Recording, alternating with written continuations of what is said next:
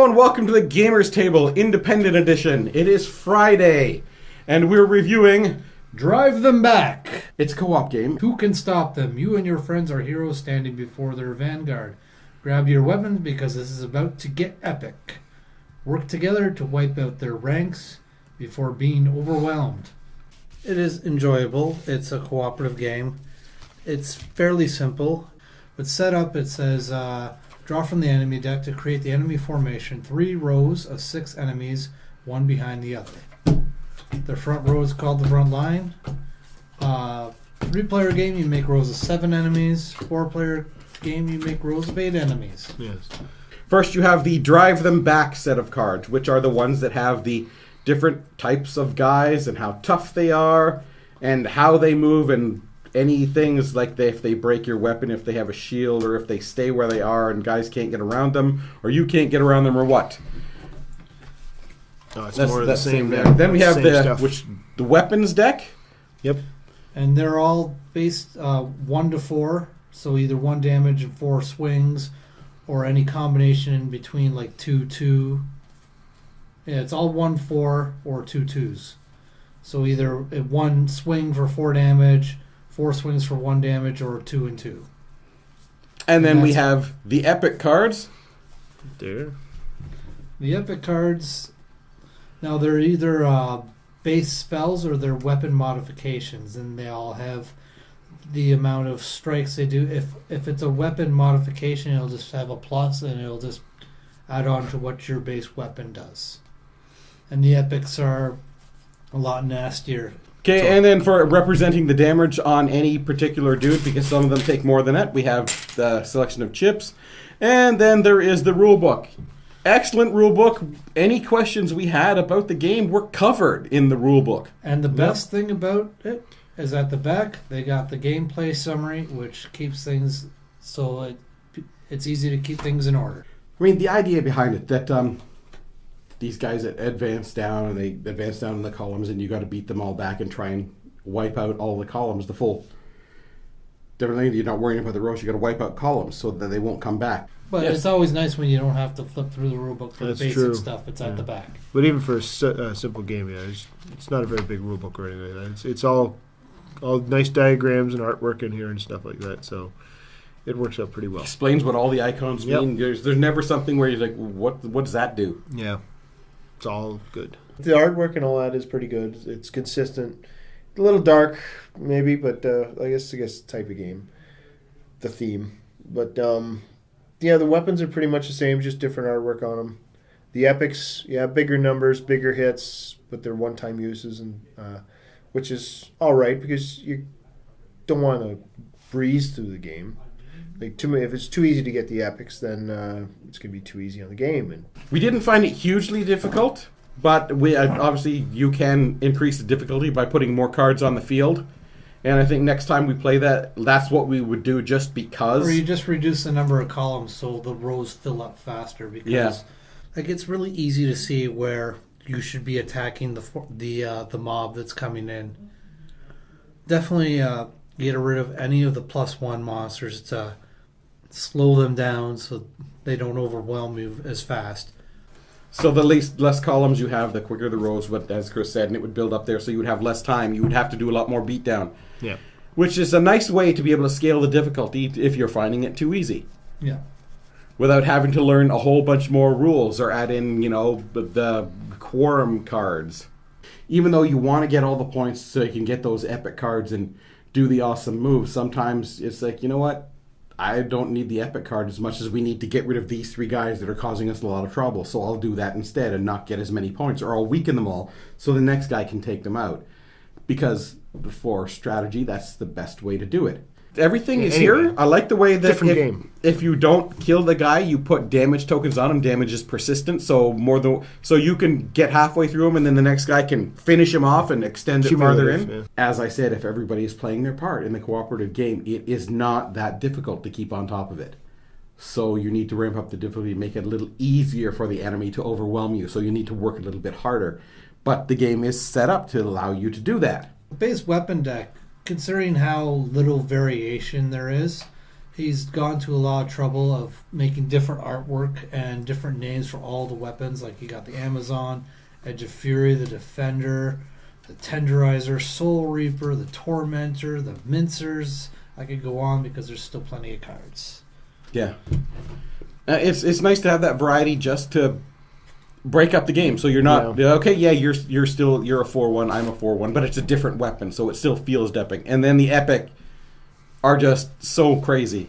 And it does the same thing with the epic weapons as well. You got Giant Teeth, Giant Shield, We Don't Know logo, Twin Justice Slam.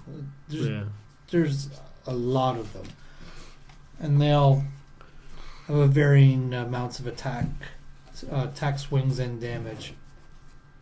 Like Whale, 1 strike, 30 damage. You just drop a whale. I don't think I've seen that one. No, I don't think we've seen the whale before.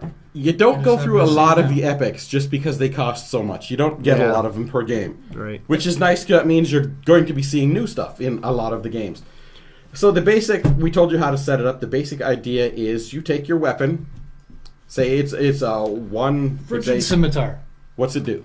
It's a 2/2. So then my idea would be if there was a footman there and then a warrior next to him, I could go attack the footman, I do 2, he's wiped out, and then I go next over, I do 2 to the warrior, so we put 2 chips on the warrior, so he's weakened. So then the next guy can come along and choose to attack the warrior first. If he happens to have a 1/4, bam, he'll smoke him. The Doom is a 1/4. Whammo! Then the warrior goes, and the guy that kills it takes that card and that's how many points it's worth towards the end. So the footman would only be worth 1, the warrior obviously would be worth 5, and 2 warriors would buy you an epic card. And the epic card, as we say, they're just bigger versions, the crazy stuff. Basically, you hit a power up and it's and your Mario's whacking things with the hammer twice as fast. Yeah, this is like the closest thing you could get to an Atari 2600 game. It's a very simple game. So yeah, not much to it. First thing you do is you attack the formation with a melee or epic. Then you move enemies. They either move down or don't move, however they need to be moved. Heal enemies because they have medics. And then you draw from the enemy deck, which is, I believe, 1 card plus... 1 card plus number of players or something? No, plus how many things are out. How many things are out? Oh, it's the +1s on the cards and stuff. Yes. Where do they go? Yeah, draw 1 enemy from the enemy deck and 1 for each +1 icon in the formation. Oh, there's one. The Bannerman. Bannerman's got the +1 on there. Yeah, there's one too. Yeah, it's Bannerman's well. Okay. And that's all there is to it. Mm-hmm. And don't let them get ahead of you. Wrapping up for Drive Them Back. The theme is you're a band of heroes faced with an evil army of undead scumbags who are bent on destroying your entire world. And you gotta fight them with your crazy weapons and blast them with epic stuff and make sure they don't overwhelm you. I mean, that's the theme he explains in it, and it pretty much holds true. That's what you're doing. I mean, you're just moving cards around, but you get into getting the epic stuff can be really fun to, I hit this guy for 3, I hit that guy for 3, I just mow through the whole thing, and then that blows up, and this is cool, And easy to play. Yeah, like we said, set it up, and all the rules are simplified on the back. Just follow the instructions and do it, and cooperate. That's the big thing. You got to work together. I give Drive Them Back an 8.5. Wow, I find it a little too simple for and straightforward. I don't see there's a lot too much variety in it other than like the names and the artwork or whatever. So you get the epics, you get some different numbers on them, but really it's pretty much the same thing every game. You can scale it to make it a little bit more difficult, but it's still just shuffle down and try and kill them as fast as possible. It is explained very well. It's a pretty simple game. The rule book's clear and everything, which is good, but I don't find replayability all that to my liking. The artwork's not bad. It's a little... You get the odd one that's like this lieutenant here. It's a little nicer. You get the different artwork, barricades and things. It's not too bad. He did a good job, I suppose, on changing up different cards and getting some different artwork in there. I'm going to give it a 5.5 just because it's a little too simple. That's pretty harsh. It's simple. It's too simple for me. I like this game. I do agree it is a little simple, but at the same time, Like I would like to see more variation on the base weapons, but the idea was he's trying to keep them all even. So when someone didn't start with a super weapon, I was like, That's good. But it is a cooperative game, and one thing I don't like about this game is it's too easy to plan for. It's the same deck of cards. There's no random. And then I know I hate random, but in a cooperative game, you need that unknown. You need that random, the stuff that you can't plan for. In this game, there's only a certain amount of guys who come with the +1. You kill those guys first, and then it becomes very easy to manage the game. Mm-hmm.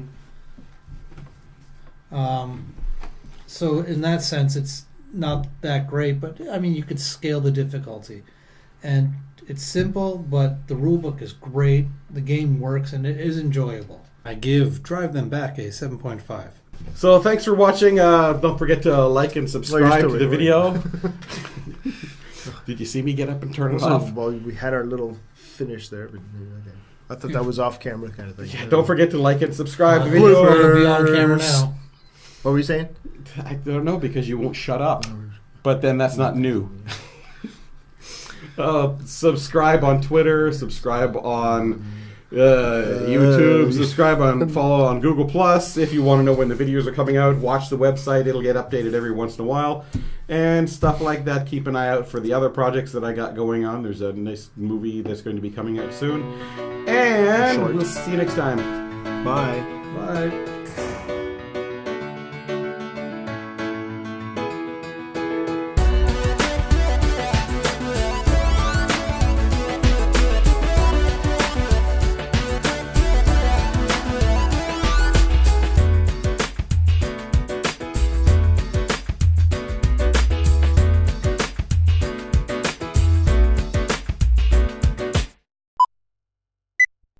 But I'd like to see more random, and I'll offer these suggestions to the game designer.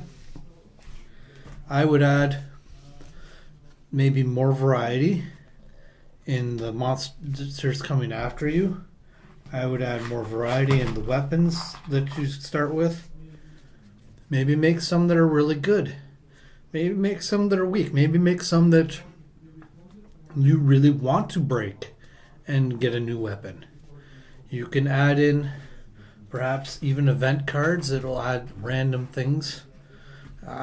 Introduce some dice that will add to a random result that may make things really from a really good.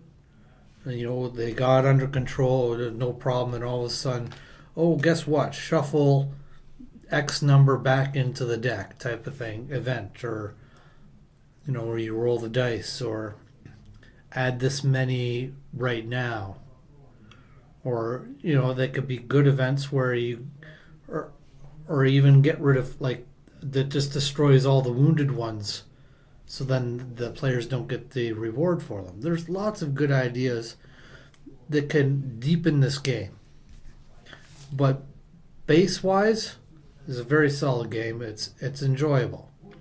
It just needs more random for the cooperative aspect of it. Or you could even add a competitive aspect. There's lots of things you could do with this. This is a very solid base, and I do enjoy the game as it is.